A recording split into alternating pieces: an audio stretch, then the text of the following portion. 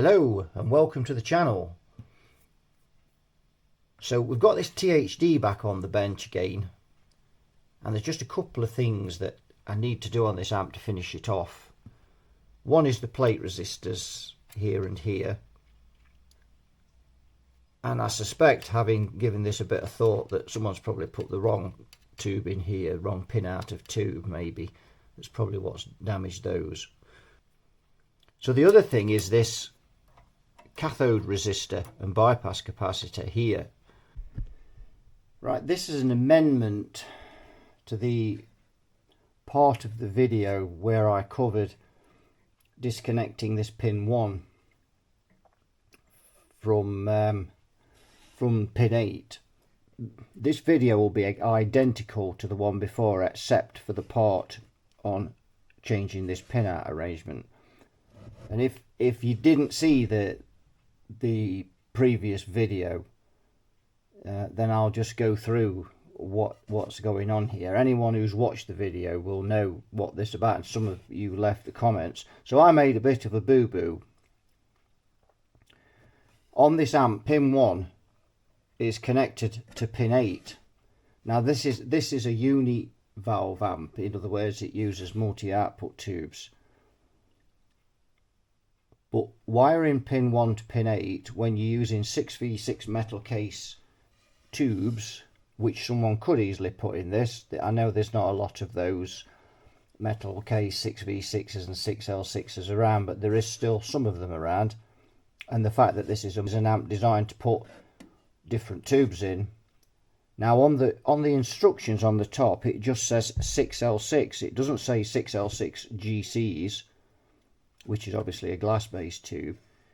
On a metal-cased 6v6 or 6L6, pin 1 is shielded, which means it's connected to the metal case of the tube. So if the cathode resistor goes open, then you finish up with, because it's connected across to pin 8, the resistor will be open and the B plus will then be on the case of the tube. So if this amp was plugged in and you were to try to pull out that tube while it was plugged in, you would get a very nasty shock off of that. So it's one of those things that the chances of somebody putting a metal based tube in this are rare, but the fact is there is a risk there. So what I did before, I just simply disconnected pin 1, not thinking that this amp uses EL34s, which pin 1 on an EL34 is grid 3, and you cannot leave that floating. So that was a my bad big time there, misinformation, which is why I've took the video down and will replace it with this one. And I was so focused on the safety issue and the 6L6s and whatnot, and the metal case tubes. I just simply forgot that, and it was only when someone left it in the comments I'm like, duh, you idiot. So, and then one or two other people left comments, and someone rightly pointed out that I should amend this video. So this is what I'm doing. So what I thought about with this, because I've got to come up with some sort of compromise. Now I either wire it back to how it was, and then we put a disclaimer on this amp. In other words, we put a notice on the front, on the top, when they take the lid off to change the tubes, you cannot use metal case tubes in this. Or we experiment with this grid 3 and we try and wire it to ground. At the moment pin 1 is disconnected, so what I'm going to do is, I've got this jumper, I've wired it back to the cathode, and we're going to have it on the scope, but I'm also going to take some readings. So I'm going to check the screen current, and then I'm going to check the bias, and then I'm going to connect grid 3 to ground, and then I'm going to take the bias and the grid, and we're going to see if there's just any difference in this. We're also going to check it on the scope. The reason I'm doing this is that YouTube doesn't allow you to edit videos while they're up on the channel.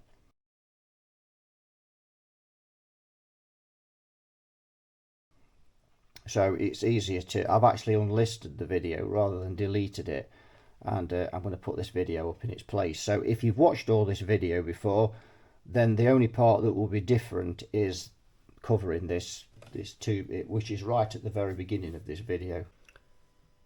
Right, so I've got this amp up on the scope now. You can see there with this EL34 in there, and at the moment I've got pin 1, the grid 3, I've got it wired to the cathode. So I've took the screen current readings. I'm also going to do the bias, and I've took it at 3 points. One at idle, which is 6.16 milliamps. Then I've took it again at clean peak, so that's at the point where it's clean. If you turn the volume anymore, it's starting to go into distortion. So just before it goes into distortion, it's 7.44 milliamps. And then I've took it at the amp's peak volume, which obviously it will be overdriving at that point, distorting, and it's 14 milliamps. So when I wire this to ground, I'm going to see if that changes. So I'm going to do the bias next and just see what we've got on this tube. Right, so I've just done the bias while it's wired to the cathode, and the bias is 15 watts on the nose.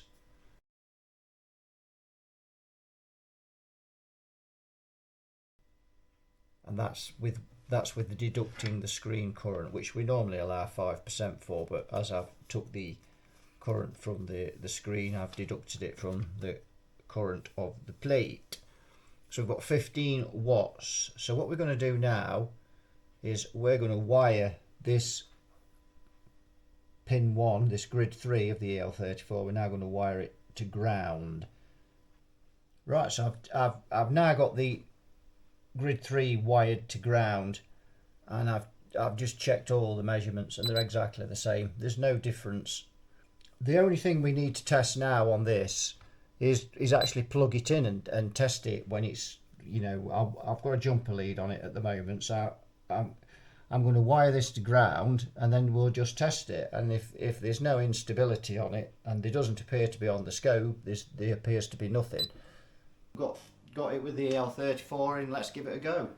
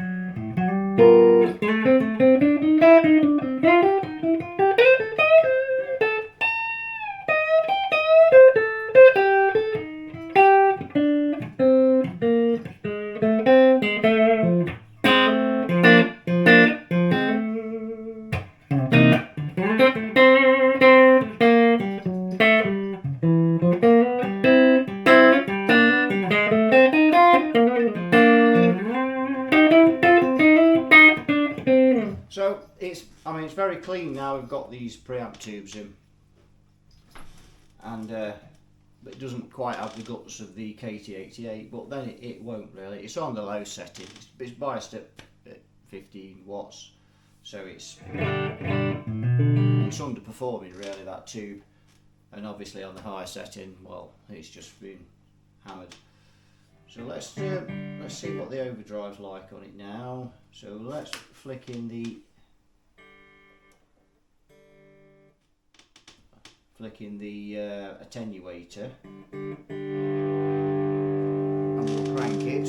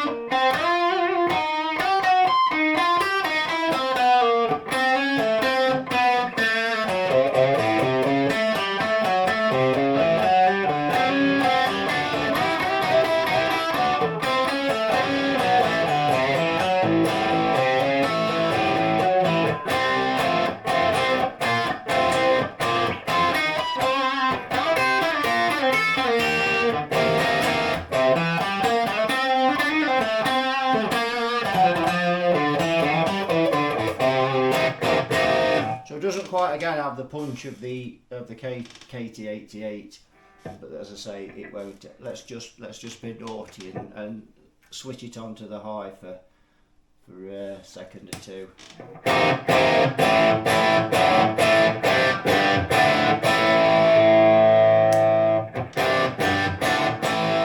And really, all that's done is just it's a bit harsher, I think, when you know it's being really driven hard, that too, but that just sounds a little bit hard to me. But there we are, it works fine now. We've sorted out that problem. I'm not going to go too mad on the guitar because the demo's obviously later on. And thanks to everyone that left the comments, you know, about that, because I would have left that floating, and I just don't know what I was thinking when I was doing that. It's and I normally pick up on things like that, but I missed that one. So yeah, thanks to SJ Greaves, I think was the first person that commented, another guy named Jeff, and the Ampman as well, you three, thank you for that. So as I say, we've grounded that now, that grid 3, rather than it being on the cathode, and now we haven't got the problem as if anybody puts a metal case tube in this. We've just removed that safety issue.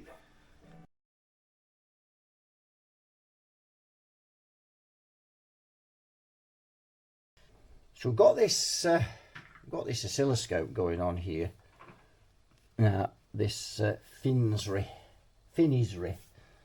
I pronounce that, but yeah. So we're gonna run this amp up now and just check it. We've put let me just flick the light, because I dropped that light off so you can see the scope there. But we'll just, if we just go in there,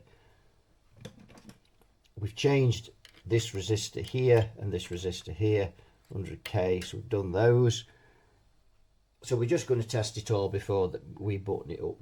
But also, someone in the comments, or one or two people, I can't remember, but it was in the comments that it would have been nice if I tried this with some other preamp tubes. So ECC82 12AU7 or 12AT7 ECC81s.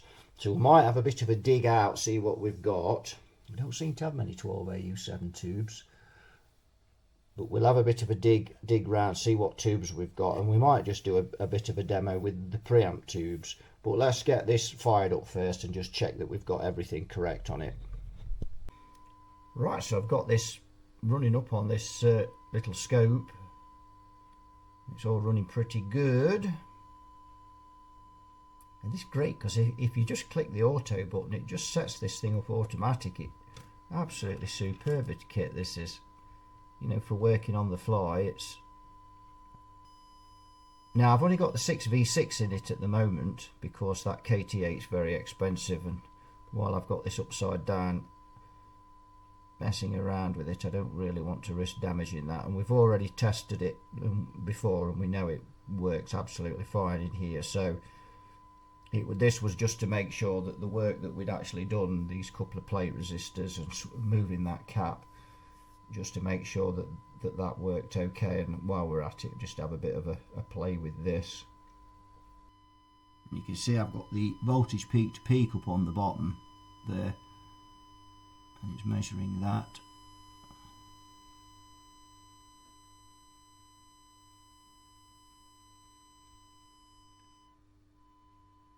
Now one of the things is I cleaned this attenuator pot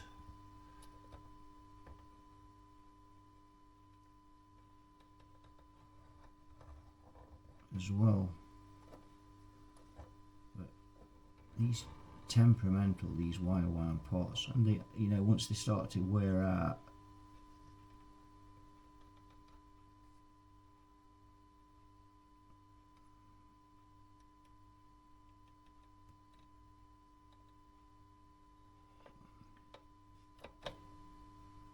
you can just see there's a little spot somewhere where it's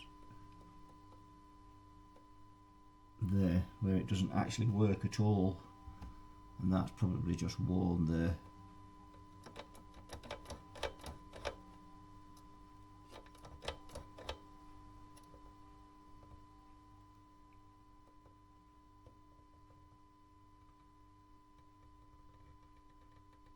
So that's on the stop, and then that is just off the stop. And then there's a bit of a blip there, and then as we start to turn it in, that's that filter switch there as well. And we're not going to flick this onto high, remember, because that's with the attenuator completely off there.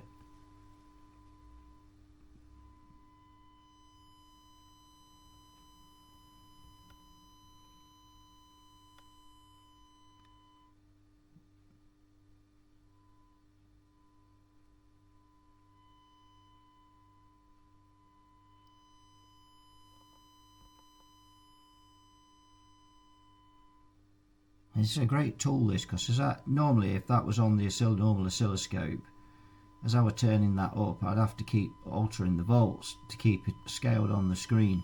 But with this, it just automatically scales it for you. I just crank the amp flat out now, well, it seems to on this amp anyway. It's just times 10 the probe. Yes, now it's but of course that's too much on this amp because it's only a small wattage. Just put it back on there. So there we go. I think that's all ready now. I think we'll have a bit of an experiment with some tubes if I can dig some out. Right, I've got this THD up here. So we've got the 12AX7s in at the moment. Now I've found a couple of tubes.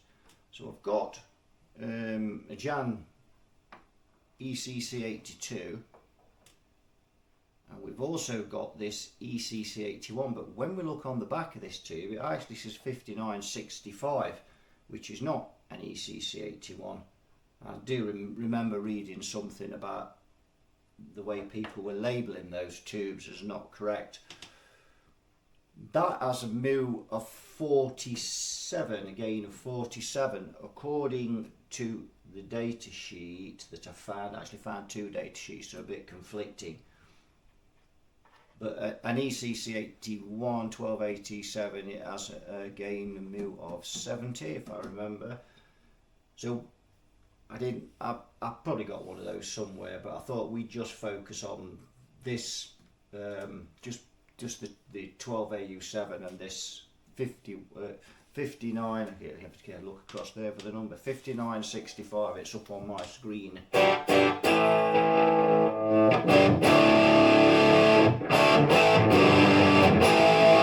So you can see we've got both the 12 AX7s in there, and I've maxed the gain out.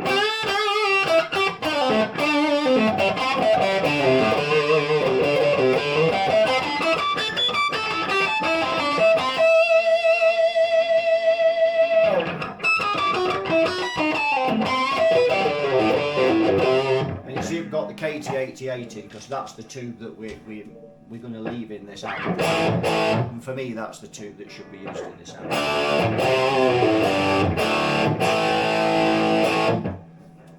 So let's pull out the. Now we've got two preamp tubes, input and driver, and you can see that is already feeding back.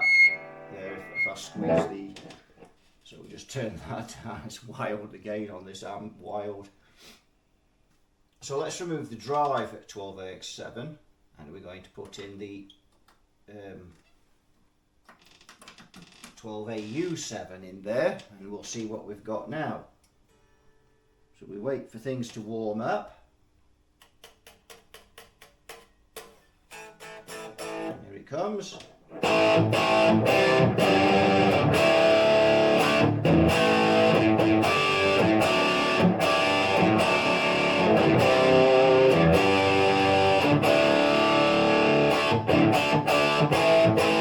So what that's done now is has reduced the gain. And there's still loads despite I've put that in there.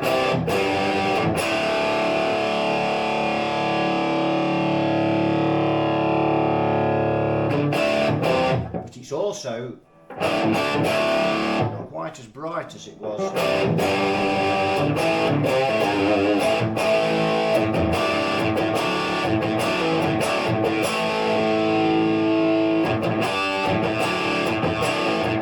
So just a touch more of the old treble needed there.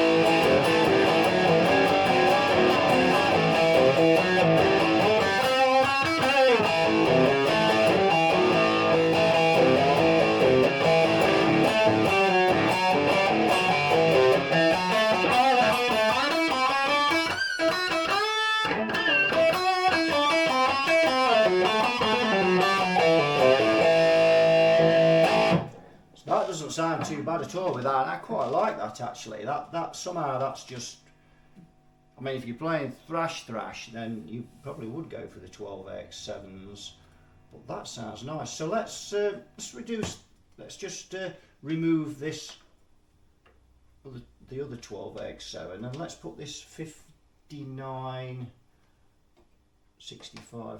Was that 5965? There, we'll pop him in there and wait for him to warm up.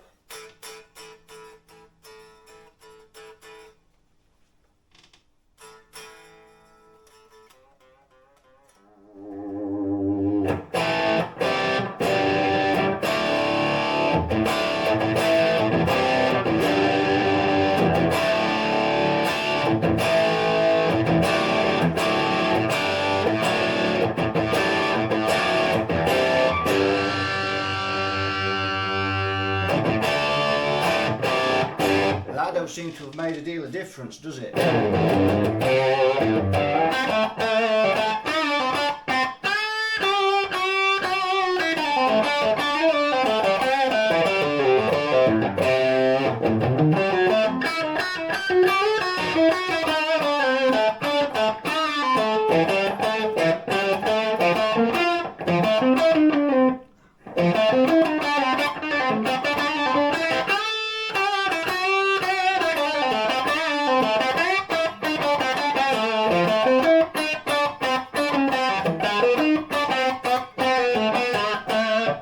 Arthritis is playing up in this thumb big time today, and it's quite painful, so there will be a few mistakes.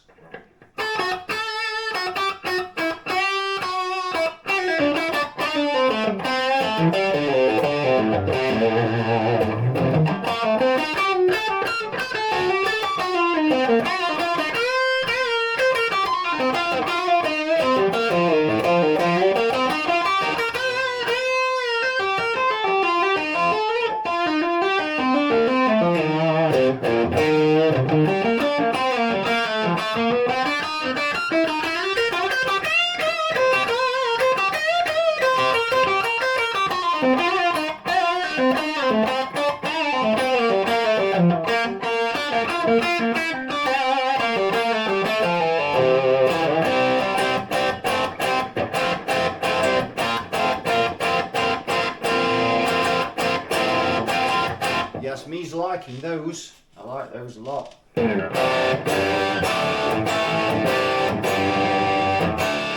So that sounds pretty nifty. So let's swap them around and see what we get there. Be careful what I'm doing here because I've not got my glasses on. In fact, I'll just put them on while I do this, so we don't want to be causing any problems. I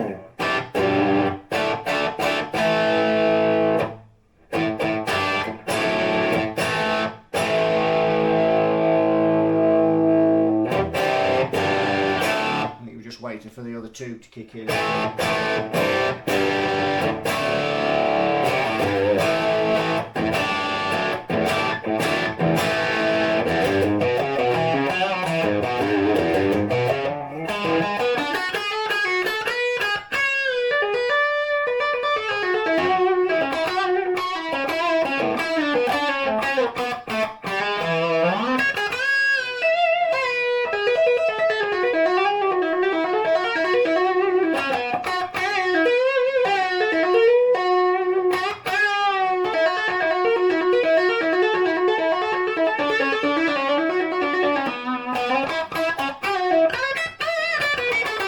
There's not so much gain with them switched round.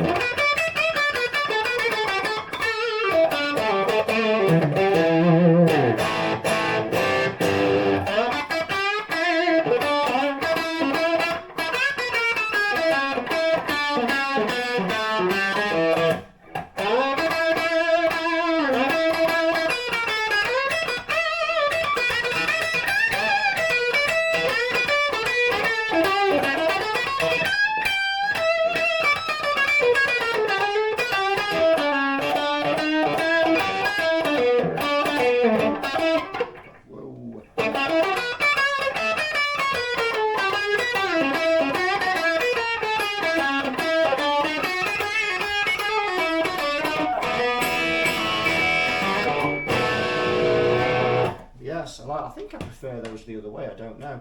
Let's put them back the other way again. There we go.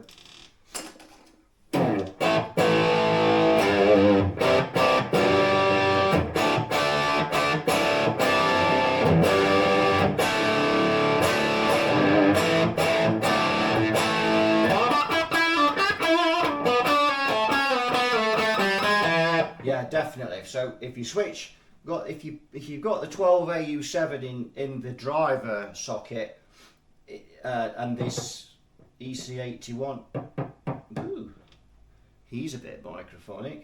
He's not a lumberjack and he's not okay. So using this 12AU7 in the driver and this 5965 in the import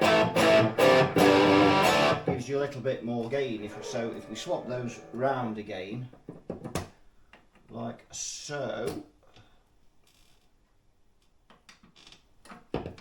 there.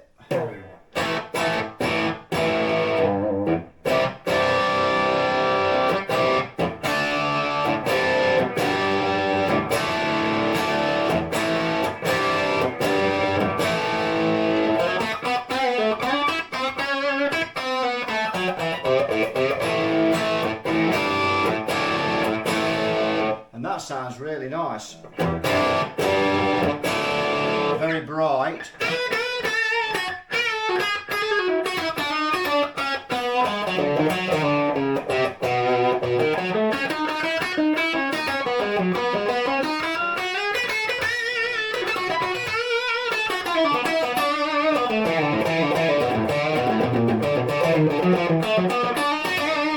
So let's just back off the gain now and turn off the attenuator.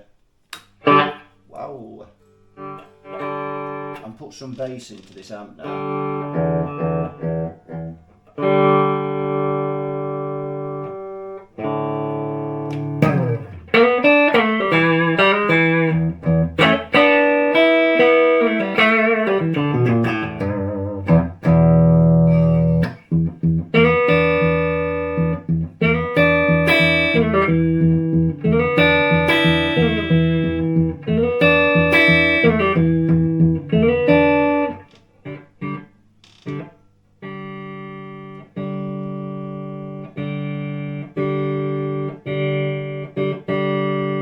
does lack a bit of bass, this amp does.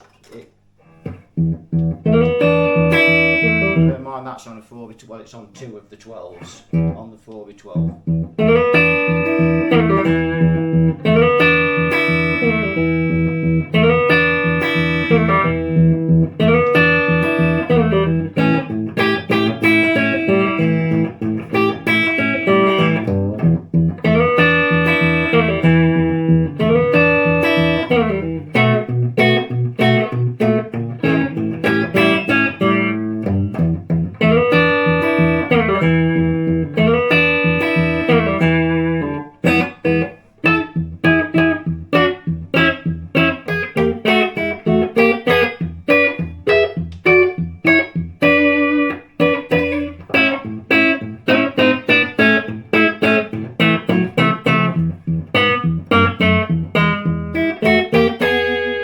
Yes, I think that is a brilliant combination there, the 12AU7, and the guy left a comment saying the 12AU7s in this work really well, and he's absolutely right, that really does.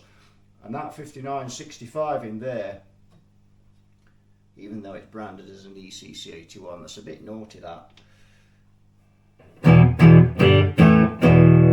And that sounds great, it's really tight tone. And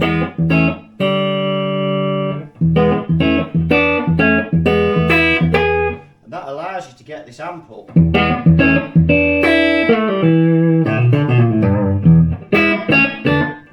You know, to get this amp up, it allows you to get it cleaner. It's got a lot more headroom with those tubes in, and yet it's still got plenty of gain when you crank it up.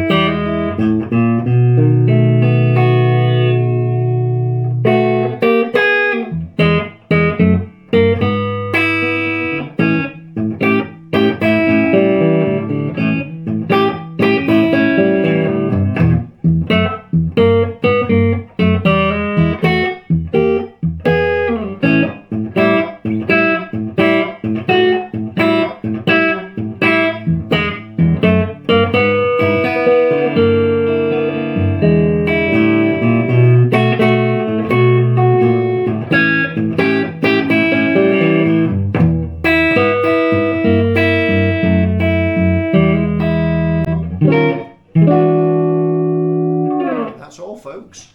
So I think the best combination for this amplifier is the KT88 is a must in this amp.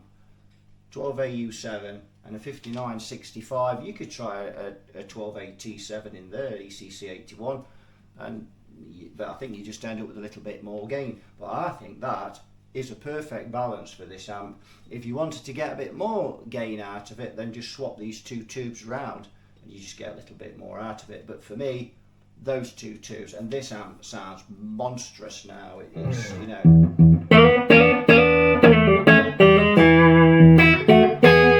it really sounds good. I did say that was all, folks, didn't I? And I've just played a bit more. So yeah, so I think those are the tubes for this amp. That sounds unbelievable. Now I've got that in the rock input as well, not in the roll input. Hang on there, tight.